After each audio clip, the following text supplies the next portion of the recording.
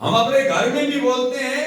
اب اتنا جدید سسٹم آ چکا ہے کہ ان سب چیزوں کو، ہر بندے کی ہر آواز کو، سب کچھ محفوظ کیا جا رہا ہے.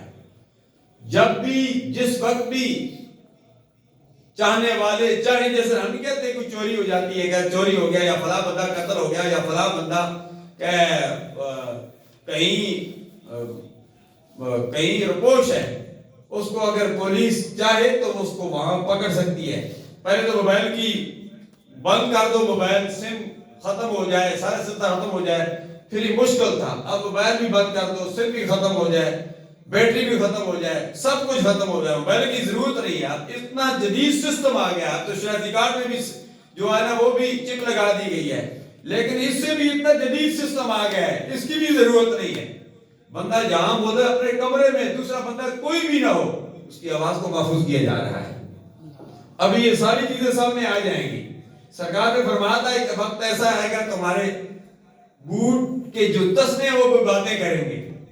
وہ دور آ چکا ہے، وہ دور آ چکا ہے. سرکار نے فرمایا تھا کہ دین پر قائم رہنا اتنا مشکل ہو جائے گا جیسے آگ میں انگارہ پکڑنا مشکل ہے.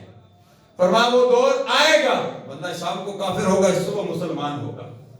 یہ بڑا فتنے والا دور ہے، بڑا مشکل دور ہے. اس دور میں اکثر کہا کرتا ہوں، گزشتہ جمعۃ المبارک پر بھی کہا تھا کہ مراکز کے ساتھ وابستہ رہو تاکہ گمراہ نہ ہو سکو. اگر مراکز کے ساتھ، علماء کے ساتھ، صوفیاء کے ساتھ وابستہ نہ رہو گے تو گمراہ ہو جاؤ گے.